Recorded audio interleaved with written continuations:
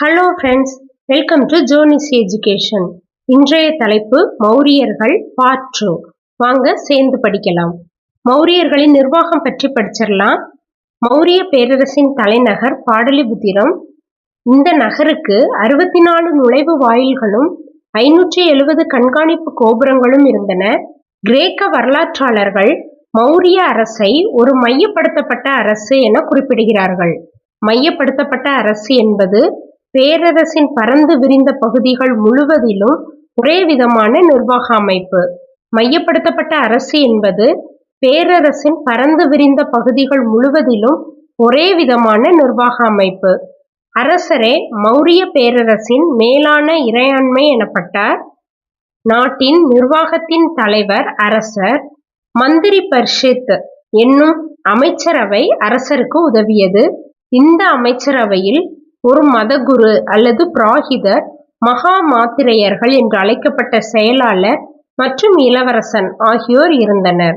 அர்த்த சாஸ்திரம் கூற்றுப்படி தலைமை அமைச்சர், புரோகிதர், இராணுவ தளபதி ஆகியோருக்கு ஊதியம் 48,000 பணம், போர் வீரர்களுக்கு ஊதியம் 500 பணமாகவும் கொடுக்கப்பட்டது.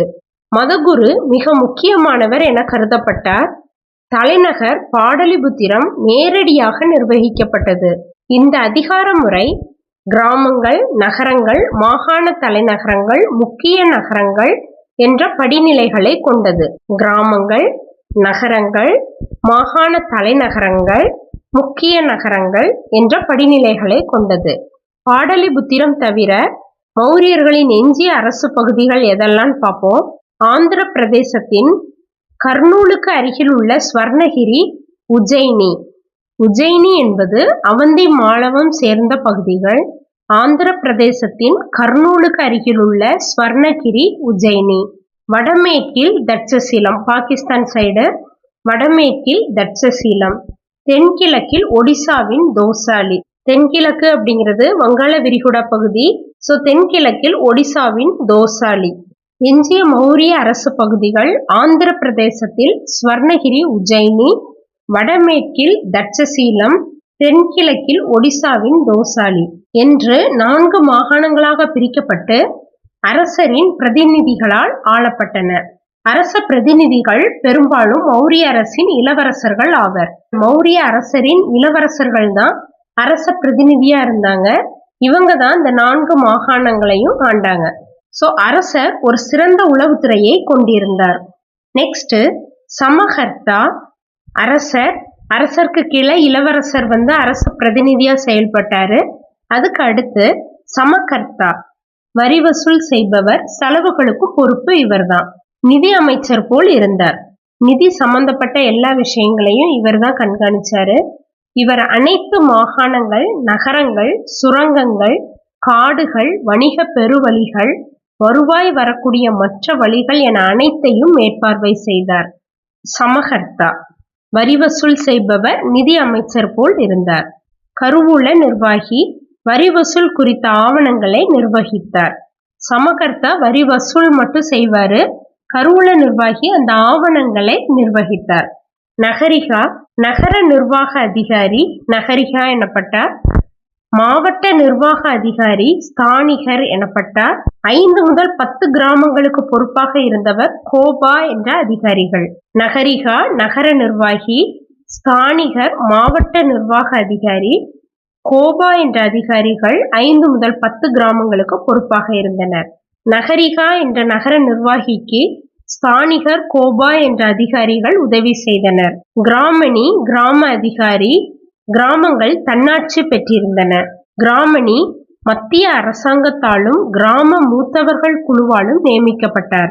அரசருக்கு உற்பத்தியில் 6 1 பங்கும் அல்லது உற்பத்தியில் 4 1 பங்கும் வரியாக பெறப்பட்டிருக்கலாம். லும்பினியில் உள்ள அசோகரது கல்வெட்டு பாலி மற்றும் பாகா என்னும் 2 வரிகளை குறிப்பிடுகிறது.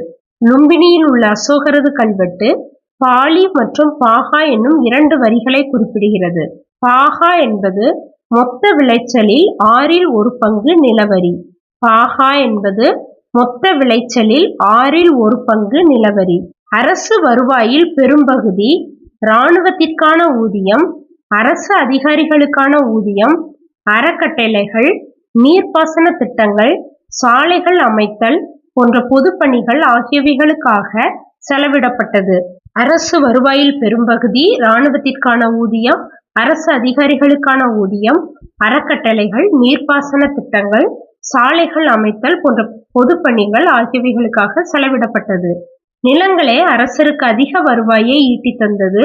நெக்ஸ்ட், அரசரின் வரி மற்றும் வருவாய்க்கான முக்கிய ஆதாரங்கள் எதெல்லாம் பார்ப்போம். நிலவரி, பாசன வரி, வீட்டு வரி, வணிகத்திற்காக எடுத்துச் செல்லப்படும் பொருட்கள், நாணயம் அச்சடித்தல், அரசு நடத்தும் வணிகங்கள் மீதான லாபம் ஆகியவற்றின் மீது சுங்கம் மற்றும் நுழைவு வரி, நிலம் அரசருக்கு சொந்தம், காடுகள், சுரங்கங்கள், உப்பு உற்பத்தி ஆகிய அனைத்தின் மீதான வருவாயும் அரசின் வரியாக பெறப்பட்டது. வேளாண்மை துறையின் வருவாயை அதிகரிக்க, வேளாண்மை உற்பத்திகளை சேமிக்க கிடங்குகள், கட்டுப்படுத்தப்பட்ட சந்தைகள் ஆகிய வசதிகளுடன் உற்பத்தியிலும் சந்தைப்படுத்துதலிலும் விரிவான அரசு கட்டுப்பாடு இருக்க வேண்டும் என்று அர்த்த சாஸ்திரம் பரிந்துரைக்கிறது. நகரத்தை நிர்வாகம் செய்வதற்காக 30 உறுப்பினர்களை கொண்ட குழுவானது 5 உறுப்பினர்களை கொண்ட 6 குழுக்களாக பிரிக்கப்பட்டு இருந்தது.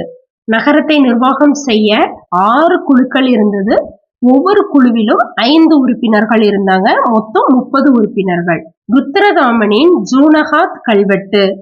ஜூனகாத் கல்வெட்டுனாலும் கிர்னார் கல்வெட்டுனாலும் ஒண்ணுதான். ருத்ரதாமனின் ஜூனகாத் கல்வெட்டு சுதர்சனா ஏரி என்னும் நீர்நிலை உருவாக்கப்பட்டதை பதிவு செய்துள்ளது. இந்த சுதர்சனா ஏரி பணிகள் சந்திரகுப்த மௌரியர் காலத்தில் தொடங்கப்பட்டு அசோகர் காலத்தில் நிறைவு பெற்றன. நெக்ஸ்ட், நீதி நிர்வாகம். அரசரே நீதித்துறையின் தலைவர். நிர்வாகத்தின் தலைவரும் அரசர் தான், நீதித்துறையின் தலைவரும் அரசர் தான். அரசரே மேல்முறையீட்டு நீதிமன்றமாக செயல்பட்டார். தண்டனைகள் கடுமையாக இருந்தன. அரசரே இராணுவ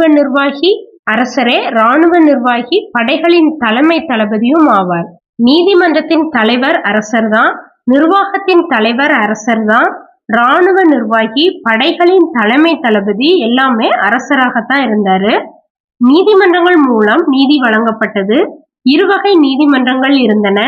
ஒன்று தர்மஸ்தியா நீதிமன்றங்கள், திருமணம், வாரிசுரிமை உள்ளிட்ட குடிமை உரிமைகள் தொடர்பான வழக்குகளை விசாரித்தன.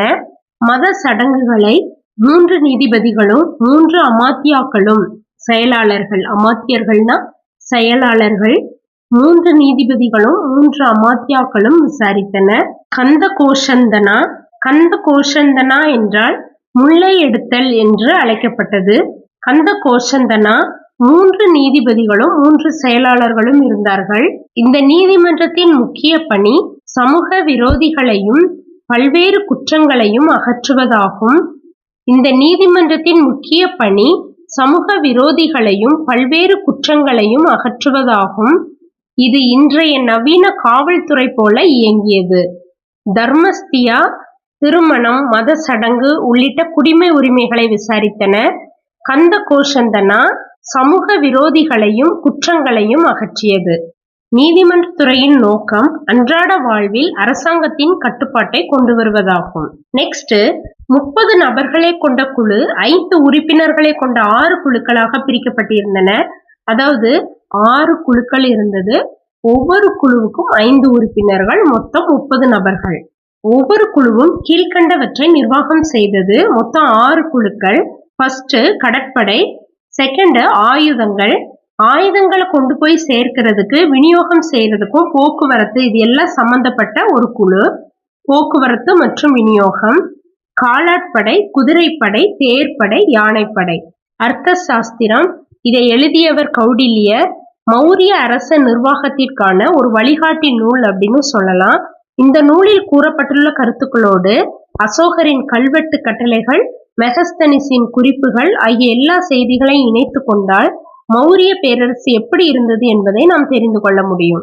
பண்டைய பெயர், தற்போதைய பெயர். பண்டைய பெயர் ராஜகிரகம், தற்போதைய பெயர் ராஜ்கிர். பண்டைய பெயர் பாடலிபுத்திரம், தற்போது பாட்னா என்று அழைக்கப்படுகிறது. கலிங்கா, தற்போது ஒடிசா என அழைக்கப்படுகிறது. அசோகரின் தம்ம அரசு. நெக்ஸ்ட், அசோகரின் தம்ம அரசு முக்கிய பாறை கல்வெட்டு கட்டளைகள் எண் 3. இதில் அசோகர் தனது அதிகாரிகளான யுக்தர்கள், ராஜுக்கர்கள், பிரதேசிகர்கள் ஆகியோரை 5 ஆண்டுகளுக்கு ஒரு முறை சுற்றுப்பயணம் மேற்கொண்டு மக்களுக்கு தர்மத்தை போதிக்குமாறு அறிவுறுத்தினார்.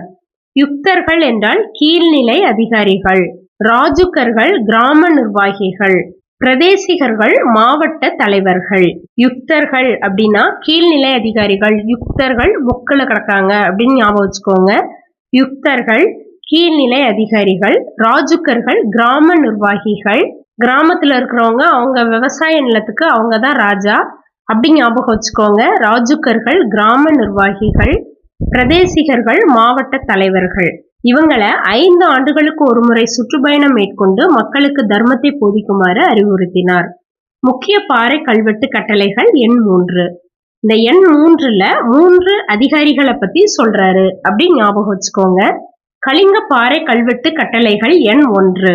இதில் அதிகாரிகள் பாரபட்சமின்றி நடந்து கொள்ள வேண்டும், சரியான காரணமின்றி மக்களை சிறைப்படுத்தக்கூடாது, சித்திரவதை செய்யக்கூடாது. இந்த கட்டளைகள் நிறைவேற்றப்படுகிறதா என்பதை பார்க்க 5 ஆண்டுகளுக்கு ஒரு முறை தான் ஒரு அதிகாரியை அனுப்பினார். இது கலிங்க பாறை கல்வெட்டு கட்டளைகள் எண் 1 உள்ளது. முக்கிய பாறை கல்வெட்டு கட்டளைகள் எண் 6.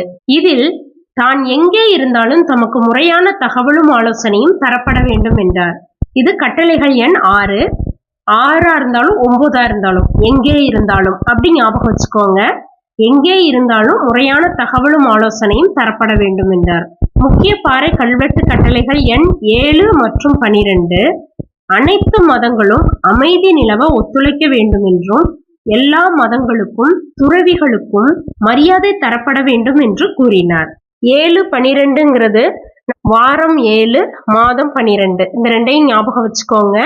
அனைத்து மதங்களும் அமைதி நிலவ ஒத்துழைக்க வேண்டும், எல்லா மதங்களுக்கும் துறவிகளுக்கும் மரியாதை தரப்பட வேண்டும் என்றும் கூறினார். முக்கிய பாறை கல்வெட்டு கட்டளைகள் எண் 2. பேரரசர் மனிதர்களுக்கும் விலங்குகளுக்கும் மருத்துவம் பார்க்க மருத்துவமனைகளை திறக்க உத்தரவிட்டார். தேவையின்றி விலங்குகள் கொல்லப்படுவதை தடுக்க வேண்டும், எல்லா உயிரினங்களுக்கும் மரியாதை காட்டப்பட வேண்டும் என்றார். மனிதர்களுக்கும் விலங்குகளுக்கும் மருத்துவம் பார்க்க மருத்துவமனைகளை திறக்க உத்தரவிட்டார். மனிதர்கள் விலங்குகள் 2க்கும் முக்கியத்துவம் கொடுத்திருக்கிறாரு. அதனால கட்டளை எண் 2 இப்படி ஞாபகம் வச்சுக்கோங்க. நெக்ஸ்ட் நகரமயமாக்கல். நகரமயமாக்கல் என்பது ஒரு வேளாண் நிலப்பரப்பில் ஒரு விவசாய பகுதியில நகரங்களையும் மாநகரங்களையும் உருவாக்கும் முறைதான் நகரமயமாக்கல் எனப்படும். நகர குடியிருப்புகள் நிர்வாகத்தின் தலைமையிடமாக அல்லது புனித ஸ்தலங்களாக, வணிக மையங்களாக, முக்கியமான வணிக பெருவழிகளின் அருகில் அமைந்திருத்தல் போன்ற பல்வேறு காரணங்களால் நகரங்கள் உருவாகின்றன. இப்படித்தான் இந்த மௌரிய பேரரசு நகரங்களா உருவாச்சு. சங்க இலக்கிய பாடல்களும் தமிழ் காப்பியங்களும் கூட மதுரை, காஞ்சிபுரம், பூம்புகார் போன்ற நகரங்கள் இருந்ததாக குறிப்புகள் தருகின்றன. மௌரியர்களுக்கு சமகாலத்து நகரங்களின் காட்சி வடிவிலான ஒரே சித்தரிப்பு சாஞ்சு கல்வெட்டுகளில் காணப்படுகிறது. சாஞ்சு கல்வெட்டுகள்ல நகரங்களை பத்தி சொல்லியிருக்கிறாங்க. மௌரியர்களின் சமகாலத்திய கல்வெட்டு சாஞ்சு கல்வெட்டு, இதுல நகரங்களை பத்தி சொல்லியிருக்கிறாங்க. சாஞ்சு கல்வெட்டு அரச ஊர்வலத்தை காட்டுகிறது. அப்போ அந்த அரச ஊர்வலத்துல நகரங்களின் சாலைகள் இருப்பது, பல மாடி கட்டிடங்கள் இருப்பது, கூட்டம் கூட்டமாக மக்கள் கூடி இருப்பது, இது எல்லாத்தையுமே சாஞ்சு கல்வெட்டுல சித்தரிச்சிருக்கிறாங்க. சோ மௌரியர்கள் காலத்துல நகரங்கள் இருந்ததை குறிப்பிடுறாங்க. நகரமயமாக்கத்திற்கான ஒரு முன் நிபந்தனை என்னது அப்படின்னா, ஒரு வேளாண்மை அடித்தளம் உருவாகி இருக்க வேண்டும். அது சிந்து சமவெளி நாகரிகத்திலே வேளாண்மை செஞ்சிருக்காங்கிறத நம்ம காண முடியுது. ஆரம்ப காலத்தில் இருந்தே ஹஸ்தினாபுரம், அயோத்தி போன்ற நகரங்கள் பற்றிய குறிப்புகள் காணப்படுகின்றன. கிமு 6ஆம் நூற்றாண்டு காலப்பகுதியில் ஆற்றின் கரையோர பகுதியில் நகரமயமாக்கல் கங்கை யமுனை இடைப்பட்ட பகுதி வரை பரவி இருந்தது. 6ஆம் நூற்றாண்டு காலப்பகுதியில கங்கை யமுனை ஆற்றின் கரையோர பகுதியில நகரங்கள் இருந்திருக்கு. கௌஷாம்பி, பிட்டா, வைஷாலி, ராஜகிரகம் போன்ற பல புதிய நகர மையங்கள் குறிப்பிடப்படுகின்றன. மௌரியர்கள் காலத்துல கௌஷாம்பி, பிட்டா, வைஷாலி, ராஜகிரகம் போன்ற பல புதிய நகரம் மையங்கள் குறிப்பிடப்படுகின்றன. நெக்ஸ்ட் பாடலிபுத்திர நகரம். பாடலிபுத்திரம் மௌரிய பேரரசின் மாபெரும் தலைநகரம் ஆகும். மௌரியர்களின் தலைநகரம் பாடலிபுத்திரம். இது கங்கையும் சோன் நதியும் சங்கமமாகும் இடத்தில் ஒரு இணைக்கரத்தின் வடிவில் இருந்த பெரிய செல்வமிக்க நகரம் என்று வர்ணிக்கப்படுகிறது. இந்த பாடலிபுத்திரம் எங்க இருக்கு அப்படின்னா, கங்கை நதியும் சோன் நதியும் சங்கமமாகும் இடத்துல ஒரு இணைக்கரத்தின் வடிவுல இந்த நகரம் இருக்குது. இது 14 கிலோமீட்டருக்கும் அதிகமான நீளமும் 2.5 கிலோமீட்டர் அகலமும் கொண்டது. வெளியே மரத்தால் ஆன சுற்றுச்சுவர் இருந்தது. எதிரிகள் மீது அம்பு எய்வதற்காக இதில் ஆங்காங்கே ஓட்டைகள் இருந்தன. அந்த மரத்தால் ஆன சுற்றுச்சுவர்ல ஆங்காங்கே ஓட்டைகள் இருந்தன. நகரத்திற்கு 64 வாசல்கள் இருந்தன. 570 கண்காணிப்பு கோபுரங்கள் இருந்தன. சுவருக்கு வெளியே அகலமான ஆழமான அகழி இருந்தது. அகழிக்கு ஆற்றில் இருந்து நீர் கொண்டு வரப்பட்டது. வெளியே உள்ளவங்க உள்ள வரக்கூடாது என்பதற்காக ஆழமான அகழி கட்டி இருந்தாங்க. அந்த அகழிக்கு ஆற்றிலிருந்து நீர் கொண்டு வரப்பட்டது. நகரம் 30 பேர் கொண்ட ஒரு கழகத்தால் நிர்வகிக்கப்பட்டது. எப்படி இராணுவத்துல 30 பேர் கொண்ட ஒரு 6 குழுக்கள் இருந்ததோ அதே மாதிரி நகரத்தின் நிர்வாகமும் 30 பேர் கொண்ட 6 குழுக்கள் கொண்ட குழுவால் நிர்வகிக்கப்பட்டது. அசோகர் அங்கு பல தூண்கள் கொண்ட அரங்கத்தை நிர்மாணித்தார். இதான் மௌரியர்களின் நிர்வாகம். நெக்ஸ்ட் கலையும் பண்பாடும் கட்டடக்கலையும் பார்க்கலாம். மௌரியர் கால கலையை 2 வகைகளாக பிரிக்கலாம். ஒன்னு உள்ளூர் கலை, 2வது அரசு கலைகள். உள்ளூர் கலை யக்ஷன் யக்ஷி உருவ சிலைகள். அவங்களுக்குன்னு உள்ளூர்ல தெய்வ சிலைகள் செஞ்சிருக்கிறாங்க. அத யக்ஷன் யக்ஷி உருவ சிலைகள். அரசு கலைகள் அரண்மனைகள் மற்றும் பொது கட்டடங்களை சொல்றாங்க. ஒற்றைக்கல் தூண்கள், பாறை குடைவரை கட்டிடக்கலை, ஸ்தூபிகள். ஒற்றைக்கல் தூண்கள், பாறை குடைவரை கட்டிடக்கலை, ஸ்தூபிகள். இது எல்லாம் மௌரியர் கால கலையை பற்றி கூறுது. யக்ஷன் என்பது நீர்வளம், மரங்கள், காடுகள், காட்டுச்சூழல் ஆகியவற்றோடு தொடர்புடைய கடவுள். அதாவது நேச்சருக்கான இயற்கைக்கான கடவுள்னு வச்சுக்கலாம். யக்ஷி யக்ஷாவின் பெண் வடிவமாகும். தூபி செங்கல் அல்லது கற்களால் கட்டப்பட்ட அரைக்கோள வடிவமுடைய குவிமாடம் போன்ற அமைப்பாகும். செங்கல் அல்லது கற்களால் கட்டப்பட்ட அரைக்கோள வடிவமுடைய குவிமாடம் போன்ற அமைப்பாகும். இதைத்தான் ஸ்தூபின்னு சொல்றோம். இப்ப பார்த்தோம்னா நிறைய பில்டிங்ஸ்ல ஆர்ச் மாதிரி கட்டுறாங்கல்ல, அதுதான் ஸ்தூபின்னு சொல்றாங்க. புத்தரின் உடல் உறுப்புகளின் எச்சங்கள் ஸ்தூபியின் மையத்தில் வைக்கப்பட்டிருக்கும். புத்தரின் உடல் உறுப்புகளின் எச்சங்கள் ஸ்தூபியின் மையத்தில் வைக்கப்பட்டிருக்கும். சாஞ்சி மத்திய பிரதேசத்தின் தலைநகர் போபாலுக்கு அருகே உள்ளது. சாரநாத்தில் உள்ள ஒற்றைக்கல் தூணின் சிகர பகுதியில் தர்ம சக்கரம் இடம்பெற்றுள்ளது. நம்ம தேசிய கொடியின் தர்ம சக்கரம் எதுல இடம்பெற்றிருக்கு அப்படின்னா சாரநாத்தில் உள்ள ஒற்றைக்கல் தூண். நெக்ஸ்ட் பாறை குடைவரை கலையின் தொடக்கம். நாகார்ஜுனா பராபர் குன்றுகளில் உள்ள பாறை குடைவரை குகை கோவில்கள். நாகார்ஜுனால இருக்கிற பராபர் குன்றுகளில் உள்ள பாறை குடைவரை குகை கோவில்கள். புத்தகயாவுக்கு வடபுறம் பல குகைகள் உள்ளன. இந்த பாறை குடைவரை குகை கோவில்கள் புத்தகயாவுக்கு வடபுறம் பல கோயில்கள் உள்ளன. பராபர் குன்றில் உள்ள 3 குகைகளில் அசோகருடைய அர்ப்பணிப்பு கல்வெட்டுகள் உள்ளன. அசோகருடைய அர்ப்பணிப்பு கல்வெட்டுகள் பராபர் குன்றில் உள்ள 3 குகைகளில் உள்ளது. இக்குகைகள் யாருக்காக அமைத்து தரப்பட்டன என்ற விவரங்கள் அடங்கிய கல்வெட்டுகள் இதில் உள்ளன. நாகார்ஜுன கொண்டாவில் உள்ள 3 குகைகளில் தசரத மௌரியரின் கல்வெட்டுகள் இடம்பெற்றுள்ளன. தசரத மௌரியன் அசோகரின் பேரனாவான். நாகார்ஜுன கொண்டாவில் உள்ள 3 குகைகளில் தசரத மௌரியரின் கல்வெட்டுகள் இடம்பெற்றுள்ளன. பராபர் குன்றில் உள்ள 3 குகைகளில் அசோகருடைய அர்ப்பணிப்பு கல்வெட்டு. நாகார்ஜுன கொண்டாவில் உள்ள 3 குகைகளில் தசரத மௌரியரின் கல்வெட்டு. மௌரியர் காலத்தில் சமஸ்கிருத மொழியும் இலக்கியமும் செழுமை பெற்றன. பாணினி இலக்கண ஆசிரியர் கிமு 500 வாழ்ந்தவர். கார்த்தியாயனர் நந்தர்களின் சமகாலத்தவர். பாணினியின் படைப்புக்கு உரை எழுதியவர் கார்த்தியாயனர். இருவரும் மௌரியர்கள் காலத்தில் சமஸ்கிருத மொழியை செழுமை பெற வைத்தனர். பாணினி, கார்த்தியாயனர். பௌத்த சமண இலக்கியங்கள் பாலி மொழியில் எழுதப்பட்டன. பௌத்த சமண இலக்கியங்கள் பாலி மொழியில் எழுதப்பட்டன. இசைக்கருவி, பாணர்கள், இசை, நடனம், நாடகம் என நிகழ்ச்சி கலைகள் பற்றி அர்த்த சாஸ்திரம் கூறுகிறது. ஆடம்பர பொருட்களான நகைகள், தந்த வேலைப்பாடுகள், மர வேலைப்பாடுகள், கல் வேலைப்பாடுகள் ஆகியவை மௌரிய கலைகள். கணிகையர்களுக்கு சமூக படிநிலையில் ஒரு சிறப்பான அந்தஸ்து இருந்தது. துறவு பூண்ட பெண்களுக்கு சமூக படிநிலையில் ஒரு சிறப்பான அந்தஸ்து இருந்தது. குப்தர்கள் பார்ட் 2 அவ்வளவுதான். குப்தர்கள் பார்ட் 3ல நம்ம மீட் பண்ணலாம்.